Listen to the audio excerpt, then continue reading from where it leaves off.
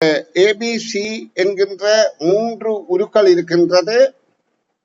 இந்த 3 உருக்கள்லையும் தனித்தனியாக 5 உருக்கள், அதாவது 5 சதுரங்கள், சமனான சதுரங்கள் இணைக்கப்பட்ட வடிவமாக இருக்கின்றது. முதலாவது 21வது கேள்வி, சுற்றளவு குறைவான உரு எது என்று கேட்கப்படுகின்றது. அப்ப இந்த உருக்கள்ல நாங்க சதுரங்களோட பக்கங்களின் எண்ணிக்கையை கொண்டுதான் அந்த சுற்றளவை கணிக்கணும். ஏனென்றால் இங்க ஒரு கணிப்பிடம் தரப்பில்லை, எந்த விதமான அலகும் தரவில்லை. அப்ப சமனான சதுரங்கள் என்றபடியால் பக்கங்களின் எண்ணிக்கையை அடிப்படையாக கொண்டுதான் நாங்க இதுல சுற்றளவு குறைவான உருவை தெரிவு செய்யணும். சுற்றளவு என்பது சுற்றி வார அளவு. அப்ப இந்த சதுரங்களை பாருங்க பிள்ளைகள், ஒரு புள்ளியிலே ஆரம்பித்து இந்த சதுரங்கள் சுற்றளவு என்பது ஒரு புள்ளியிலே ஆரம்பித்து சுற்றி கொண்டு வர அளவுதான் சுற்றளவு. அப்ப நாங்க ஒவ்வொன்றையும் ஒரு புள்ளியில் எங்காவது ஒரு இடத்துல ஆரம்பித்து அந்த வடிவம் சுற்றி வருகின்ற அளவுதான் சுற்றளவு. பரப்பளவென்றால் முழு பிரதேசம், சுற்றளவென்றால் சுற்றி வரும் அளவு. அப்ப இந்த சுற்றி வருகின்ற அளவிலே எத்தனை சதுரங்கள் இருக்குதுன்னு பார்த்து நாங்க கணிப்புகளை செய்ய வேண்டும். இங்க பாருங்க, மேலே 5 சதுர கோடுகள் இருக்கின்றது. அப்ப நாங்க இதுல இருந்து ஆரம்பித்தால் 5 சதுர கோடுகள் இருக்கின்றது. அப்புறம் இங்கே 6 இருக்கின்றது. அதே போல கிளையும் இங்கே 5 இருக்கு, இங்கே ஒரு 6 இருக்கு. அப்ப இங்க 12 சதுர கோடுகள்லாம் இந்த சுற்றளவு. நாங்கள் இனி 2வது பி என்பதை பார்ப்போமா இருந்தால், இது 1 2 3 4 இதோட 5 இருக்கின்றது. இனி நாங்க கீழே பார்த்தால் 6 7 8 9 10 11 என்று இருக்குது. இதுல நான் இதுல அதாவது 1 ஆரம்பிக்கிறேன், 2 3 4 5, இதுல 4 இதுல 5, அப்ப இங்க 12 என்று வரும். திரும்ப கவனிங்க, நான் விளக்கம் தாரன். இதுல இந்த இடத்துல இருந்து நாங்க சுற்று அளப்போமா இருந்தால் 1 இது 2 இது 3 இது 4, அதாவது 1 2 3 4. இப்ப இது 1 இது 2 இது 3 இது 4 இது 5 6 7 8 9 10 11 12 சதுரங்கள் இதனுடைய சுற்றளவாக இருக்கின்றது. இது ஏற்கனவே 12 சதுரத்தின் பக்கங்கள் சுற்றளவு. அப்ப இதுவும் 12 சதுரங்களின் பக்கங்கள் சுற்றளவு சமமாக இருக்குது. இனி அடுத்த இந்த சுற்றளவை பார்த்தால் 1 2 3 4 5 6 7 8 9 10 இருக்கின்றது. அப்ப நாங்க இதுக்குள்ள ஒப்பிட்டு பார்த்தால் சி என்பதுதான் சுற்றளவு குறைந்த வடிவம் என்பது எங்களுக்கு புலனாகிவிட்டது. இனி 22வது வினாவை பார்ப்போம். சமனான சுற்றளவுகளை கொண்ட இரு உருக்களவை என்றால் ஏயும் பியும் தான். அப்ப ஏபி என்ற விடை பொருத்தமாக இருக்கின்றது. நல்ல பிள்ளைகள், இனி நாங்கள் அடுத்த வினாவுக்களை நுழைய போறோம். உட்பக்கம் தெரியாத பெட்டி ஒன்றில் 4 நீல நிற பேனாக்களும் 3 கருப்பு நிற பேனாக்களும் 2 சிவப்பு நிற பேனாக்களும் இருந்தன. இது நிகழ்தகவு சார்ந்த கேள்வி, மிக இலகுவானது, நீங்க யதார்த்தமாக புரிந்து கொள்ளலாம். இப்ப இதுல என்ன சொல்லப்படுகின்றது, ஒரு பெட்டி இருக்கின்றதாம். இந்த பெட்டிக்குள்ள உட்பக்கம் தெரியாது, ஆனா இந்த பெட்டிக்குள்ள உள்ள பொருளை எடுப்பதற்கு மட்டும் இங்க ஒரு துவாரம் இருக்கு. அப்ப இந்த உட்பக்கம் தெரியாத பெட்டிக்குள்ள 4 நீல நிற பேனாக்கள் இருக்கின்றது. அப்ப நான் சும்மா கீறுறேன் பாருங்க, 4 நீல நிற பேனாக்கள், 4 நீல நிற பேனாக்கள் இருக்கின்றன. 3 கருப்பு நிற பேனாக்கள் இருக்கின்றது. சரி, 3 கருப்பு நிற பேனாக்கள் இருக்கின்றது. 1 2 3 ஒவ்வொரு பக்கமாக இருக்கிறது. அடுத்து சொல்லப்படுகின்றது 2 சிவப்பு நிற பேனாக்கள் இருக்கின்றது. அப்ப 2 சிவப்பு நிற பேனாக்கள் இருக்கின்றது. இப்ப கேள்விக்கு வருவோம். நாங்க விடயத்தை புரிந்து கொண்டோம். இந்த பெட்டி மர பலகையால் ஆக்கப்பட்டிருந்தால் உட்பக்கம் தெரியாது, கண்ணாடி இருந்தால் உட்பக்கம் தெரியும். இது மரப்பலகையால் ஆக்கப்பட்டது என்று கருதி கொள்ளுங்கோ. இதுல நாங்க பேனாக்களை எடுப்பதற்கு ஒரு துவாரம் இருக்கின்றது, கைவிட்டு மறுபடியும் பெட்டிக்குள்ள 4 நீல என்ற பேனாவும் 3 கருப்பும் 2 சிவப்பும் இருக்கு என்று சொல்லப்படுது.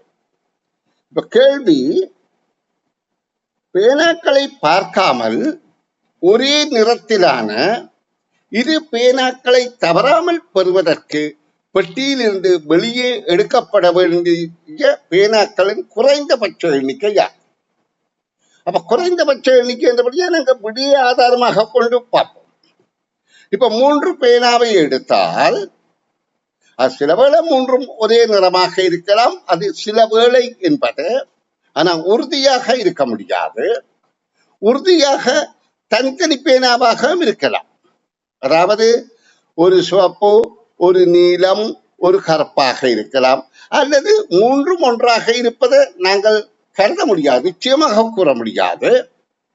இதே நேரம் இது 2 இது 1 அல்ல, இது 2 இது 1 அல்லது இது 2 இது 1 எப்படியும் அமையலாம், அது எங்களுக்கு வேற விஷயம்.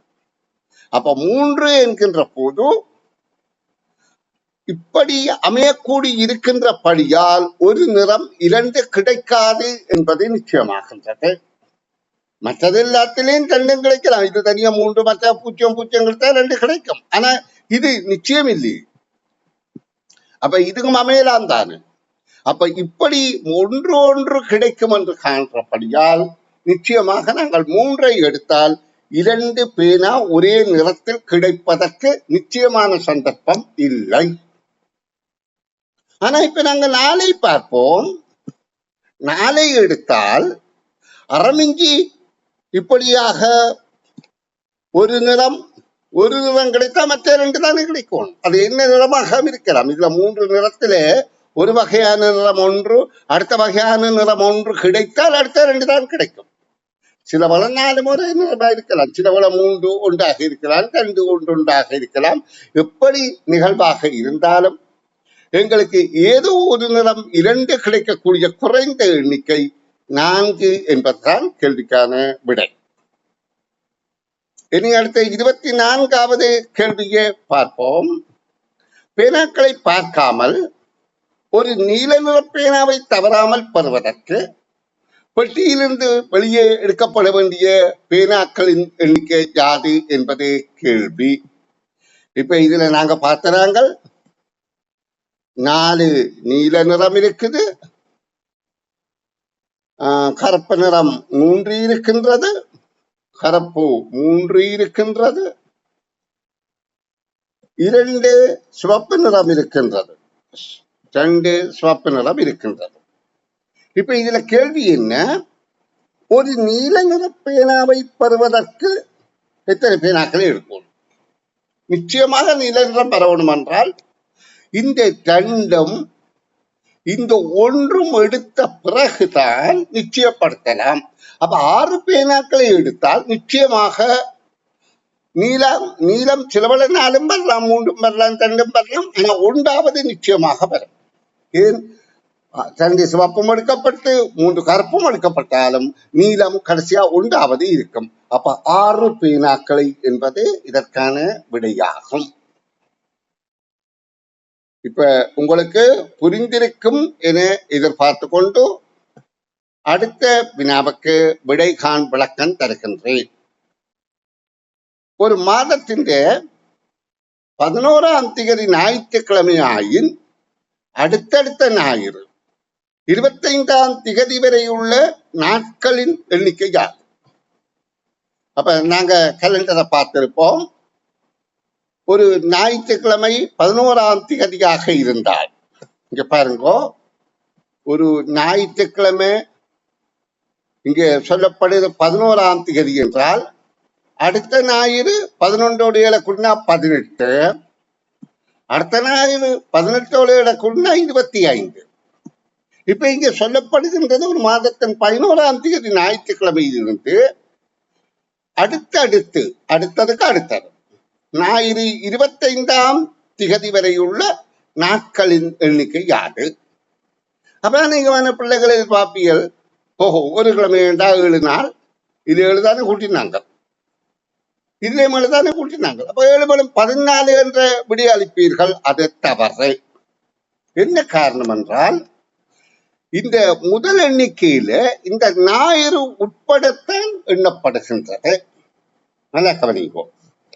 இப்ப முதல்ல ஞாயிறு எண்ணப்படுது, பிறகு திங்கள், செவ்வாய், புதன், வியாழன், வெள்ளி, சனி, ஞாயிறு. அப்ப இதுல எத்தனை நாள் இருக்குது? இந்த ஞாயிறு உட்பட அடுத்த ஞாயிறு வரையில இதுல 7 நாள் இருக்கு மொத்தம். ஏன் திங்கள்ல இருந்து ஞாயிறு வரைக்கும் 7 நாள், ஒரு வாரம். அப்ப இந்த ஞாயிறும் சேர்ந்தபடியால் 8. முதல் எண்ணிக்கையில தான் இந்த 8 வரும். அடுத்த எண்ணிக்கையில அடுத்த ஞாயிறு வரையினேக்க ஞாயிறுக்கு பிறகு திங்கள் தானே. அப்ப திங்கள், செவ்வாய், புதன், வியாழன், வெள்ளி, சனி, ஞாயிறு என்றால் இங்கே 7 தான் கூட்டப்படுது. அப்ப அதோடு 7 கூட்டினால் மொத்தம் 15 என்பதுதான் கேள்விக்கான விடையாகும். நன்றாக புரிந்து கொள்ளுங்கோ. இதில் ஏன் ஒன்று கூடியது என்றால் இந்த ஞாயிறு உட்பட. இப்ப உங்களை கேட்கிறார்கள், 1லிருந்து 10 வரையில எத்தனை எண்கள் இருக்குன்னு கேட்டால் 10 தான். 1லிருந்து 10 வரையில 10 தான். அப்ப இதுல 1 சேருது. அதே மாதிரிதான் இங்க ஞாயிறு சேர்ந்தபடியேதான் இது 8 ஆகி இருக்கு என்பதை நீங்க புரிந்து கொள்ளுங்கள். இப்ப இதே நேரம் 1லிருந்து 10 வரைக்கும் 8, 10லிருந்து 20 வரைக்கும் எத்தனை? சாரி, 1லிருந்து 10 வரைக்கும் 10, 10லிருந்து 20 வரைக்கும் எத்தனை என்று கேட்டால் 11. இந்த 10ம் சேருது. இதை நீங்க புரிந்து கொண்டால் சரி. சரி பிள்ளைகள், இனி அடுத்த வினாவை பார்ப்போம். 11ஆம் திகதி முன்வினாவின் படி 11ஆம் திகதியிலிருந்து 25ஆம் திகதி வரையுள்ள திகதிகளின் கூட்டுத்தொகை யாது? அப்படி என்றால் நாங்க 11, 12, 11, 12, 13 இப்படி எழுதி 25 வரையில் எழுதி கூட்டுறதுன்னா இவ்வளவு நேரம் பிரியமாகும். அப்ப இதற்கு ஏதாவது இலக்கு வழியை நாங்கள் தெரிந்திருக்க வேண்டும். இப்ப இதற்கு 2 இலக்கு வழி இருக்கின்றது. ஒன்று 25வது முக்கோண எண்ணை கண்டு 10வது முக்கோண எண்ணை கழிக்கிறது. உங்களுக்கு 2 இலகுவான வழி இருக்கின்றது. 11ல இருந்து 25ஆம் திகதி வரையுள்ள திகதிகளின் கூட்டுத்தொகை என்றால் 1ல இருந்து 10 வரையில உள்ள 10வது முக்கோண எண்ணை காண்றது. அதாவது 1ல இருந்து 10 வரையில கூட்டுறது தான் 10வது முக்கோண எண். இது கொஞ்சம் கடினமாக இருந்தாலும் கொஞ்சம் கவனமா நீங்க கேட்டா புரிந்து கொள்ளலாம். நான் இதை சொல்லி தந்துட்டு அடுத்ததை சொல்லித்தர முற்படுறேன். இப்ப பாருங்க, 1ல இருந்து 10 வரையில என்றால் 1, 2, 3, 4, 5, 6, 7, 8, 9, 10 ஆகிய எண்களை கூட்டுறது. ஆனா இதை இப்படி கூட்டிக் கொண்டிருக்கிறது நேர விரியம். அப்ப 10வது முக்கோண எண்ணை பார்க்கறதுக்கு என்ன செய்கிறது? 10 11ஆல பெருக்கிறது. பெருக்கினால் எவ்வளவு வருது? 110 வருகிறது. 110. அதை 2ஆல வகுக்கிறது. 2ஆல வகுத்தால் 55 என்பது 10வது முக்கோண எண். அதாவது எத்தனையாவது முக்கோண எண்ணோ 10 வரையில என்றால் என்ன செய்கிறது? நாங்க அந்த எண்ணை 10 மற்ற எண்ணால பெருக்கிறது. அதற்கு அடுத்த எண்ணால பெருக்கினால எவ்வளவு வருது? இதுல ஒரு சவிர எடுத்தா 11ஓட சவிர போட்டா 110 வரும். உங்களை 10ஆல பெருக்கிறா ஒரு இடப்பெருமானத்தை கூட்டுறது. இப்ப ഇതിന്റെ അരൈവാസി രണ്ടാല വകുക്കുന്നത്. അപ്പൊ ഇങ്ങാല രണ്ട് പോട്ട് വകുത്ത് വരുന്നത് நாங்கள். ரெண்டால வகுத்தால் எவ்வளவு வருது? 55. அப்ப இந்த 25வது முக்கோணம் என்று காண்றது 25 26ஆல பெருக்கிறது. 25 26ஆல பெருக்கி அதுல இந்த 55 கழித்தால் எண்ணிக்கை வரும். இது ஒரு முறை. இது உங்களுக்கு கடினமாக இருந்தால் இலகுவான முறையை சொல்லித்தாரன், புரிந்து கொள்ளுங்கோ. குழந்தைகளுக்கு கொஞ்சம் கஷ்டம் போல இருந்தாலும் இது நாங்கள் கொஞ்சம் கிரகிச்சு கொண்டு போனால் இலகுவாக இருக்கும். கொஞ்சம் விளங்கிக் கொள்ளுங்கோ. ஏனென்றால் சில கேள்விகள் அப்படி கொஞ்சம் இறுக்கம் போல இருக்கும். ஏனென்றால் அரச வரிக்கையில கேட்கப்படுற போல இருக்கும். ஆனா நீங்க இப்ப விரும்பினால், உங்களுடைய பெற்றார் உங்களுக்கு ஒத்துழைப்பு தந்தால் இந்த கேள்விகள் உங்களால புரிந்து கொள்ள முடியும். அப்ப 25 26ஆல பெருக்கிறது நெடும்பெருக்கல் பெருக்கிறோம். 6 5 30, 3 மீதி 6 2 12 3 15. அப்ப 25 6ஆல பெருக்கினால் 150. 2 25ஆல பெருக்கினா 0 போட்டு 50. அப்ப நாங்க இது ரெண்டையும் கூட்டுவோமாக இருந்தால் 50 650. 650ல இப்ப 55 தானே கழிக்க போறோம். முதல்ல ஒன்றில இருந்து 10வது முக்கோணம். 10வது முக்கோணம் எப்படி பார்க்கிறாங்க? 10 11ஆல பெருக்கினால் 110. 110 அரைவாசி 55. அப்ப இது எங்களுக்கு அதாவது 11ல இருந்து 25 வரையில கூட்டுகிற எண்ணை தருகின்றது அல்ல. நல்லா கவனித்துக் கொள்ளுங்க. ഇതിന്റെ അരൈവാസി தானே 650 അരൈവാസി தானே பார்க்கணும். அப்ப இவ்வளவு 325. 325ல தான் 55 கழிக்கணும். நல்லா கவனித்துக் கொள்ளுங்க. 325ல 55 கழித்தால் 0. இப்ப 12ல 5 கழித்தால் 7. அப்ப இதுல 20 வருது. அப்ப கேள்விக்கானபடியாக 270 வருகின்றது. இப்ப இதே கேள்விய நாங்க இன்னொரு இலகுவான வழியிலே கையாளலாம். இப்ப 11 முதல் இறுதி எண் 25. அப்ப இதுக்குள்ள எத்தனை எண்கள் இருக்கின்றால் 11 உட்பட நாங்க இப்ப 25ல 15 கழித்தால், அதாவது 25ல 11 கழித்து பார்ப்போம். 4 1 14. ஆனா இந்த 11 உட்பட இருக்கிறபடியால் 11 இருக்கிறபடியா 15 எண்கள் இருக்கின்றது. இந்த 15 எண்கள்ல 14 எண்கள் சோடியாக்கி ஒன்றை நடு எண்ணாக எடுப்போம். இப்ப இந்த சோடி என்றால் 11ஐயும் 25ஐயும் கூட்டினால் 36. பிறகு 12ஐயும் 24ஐயும் கூட்டினா 36. இந்த ரெண்டையும் கூட்டினா 36. இந்த மாதிரி 36 7 சோடி இருக்கும். ஏன் 14 எண்கள். உங்களுக்கு இது கஷ்டமாக இருந்தால் பேசாம விடுங்கோ பிள்ளைகள். உங்களுக்கு உண்மையான ஆதரவுள்ள அன்புள்ள பெற்றோர் இருந்தால் சொல்லித் தருவார்கள். அப்ப 7 36 நடுவில் வருகின்ற 18 தனித்தும் கூட்டினால் இந்த பெருமானம் வரும். சரி பிள்ளைகள், நான் இப்ப இதுல உங்களை ஆக அழுத்தாமல் 7 தடவை 36, ஏன் 7 2 14 எண்கள் இந்த கூட்டுத்தொகை 36 படி இருக்கின்றது. பிறகு நடு எண் 18 கூட்டினால் 270 என்பது கேள்விக்கான விடை ஆகும். இப்ப நான் இந்த கேள்விகள்ல இந்த 26ஓடு இந்த காணொலியை நிறைவு செய்ய போறேன். காரணம் என்னன்னு சொன்னால், நீங்க அதிகம் கற்று மறக்கிறத விட கொஞ்சத்தை கற்று நினைவிலே வைத்திருக்கிறது சிறப்பானது. இது கடினம் போல தோன்றினாலும் கடினம் இல்லை. நீங்க அவதானிக்கிறத பொறுத்துத்தான் இந்த கேள்வி கடினமா இலகுவா என்பது இருக்கின்றது என்பதை குறிக்கொள்றேன். இப்ப நான் உங்களை கற்பித்த கேள்விகளை திரும்ப விளக்கம் தாரன், கவனிங்கோ. ஏனென்றால் உங்களுக்கு மெல்ல மெல்லத்தான் ஊட்ட வேணும். நிறைய விடயத்தை ஊட்டினால் உங்களால கிரகிக்கிறது கஷ்டமாக இருக்கும். அது எனக்கு புரியும் ஆரம்பம். ஆனா இறுதி காலங்கள்ல நீங்கள் நிறைய கிரகிக்க கூடியதாக இருக்கு. இதுல நாங்கள் பார்த்தோம் இதுல பக்கங்களின் எண்ணிக்கை பார்த்தோம். இதிலே 5, இதிலே 1, இதிலே 5, இதிலே 1, 12. இதில் சுற்றி வர பார்த்தோம் 12. இதில் சுற்றி வருகின்றதை பார்த்தோம் 10.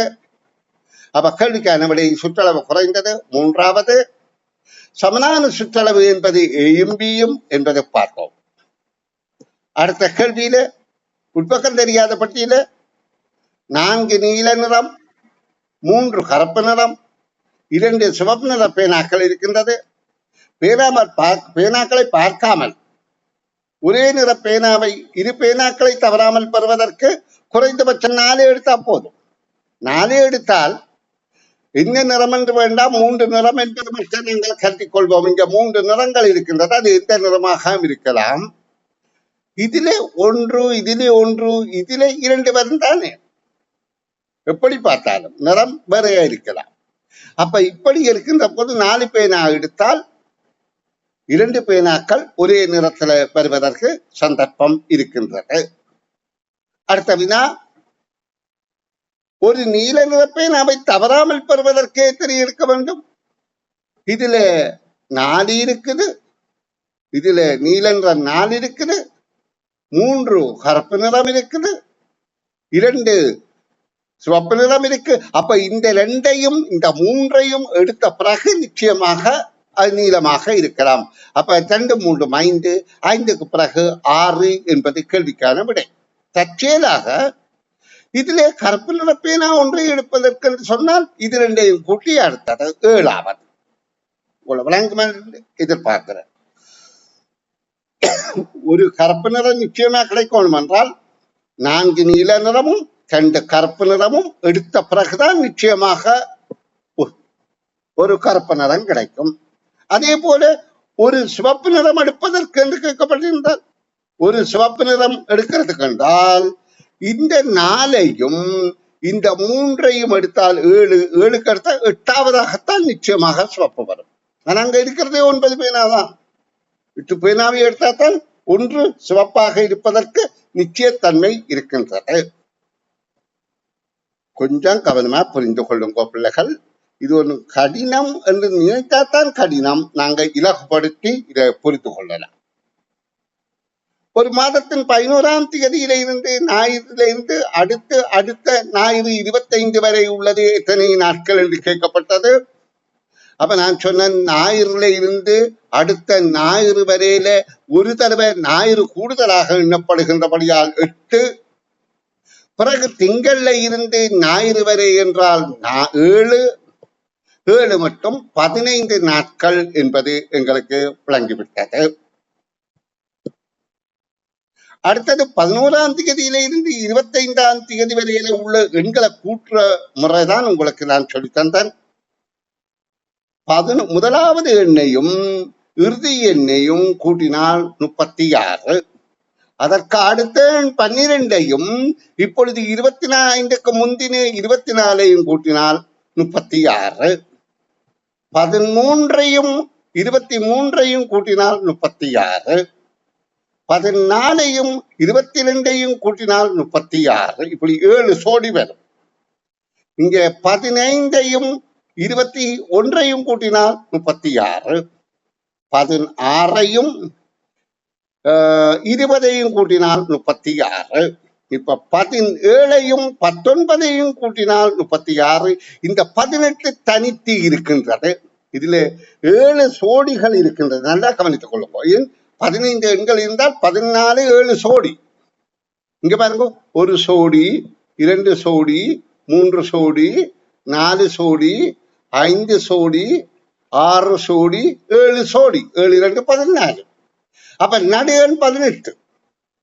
அப்ப 36 7 தடவையும் வருகின்ற எண்ணோடு நாங்க 18 கூட்டணும். பெருக்கி பார்ப்போம். 42, 4 மிச்சம், 21 கூட்டினா 252. இதை கூட்டுவோமாக இருந்தால் 0 1 7 20 270 என்பது கேள்விக்கான விடை ஆகின்றது. நாங்கள் இதுவரையில ஒரு அரை பாகத்தில தான் நான் கேள்விகளை விளங்கப்படுத்துறேன். ஏனென்றால் கடினமாக இருக்கிறபடியால் நீங்கள் மெல்ல மெல்ல புரிந்து கொள்ள பழகிக் கொள்ளுங்கள்.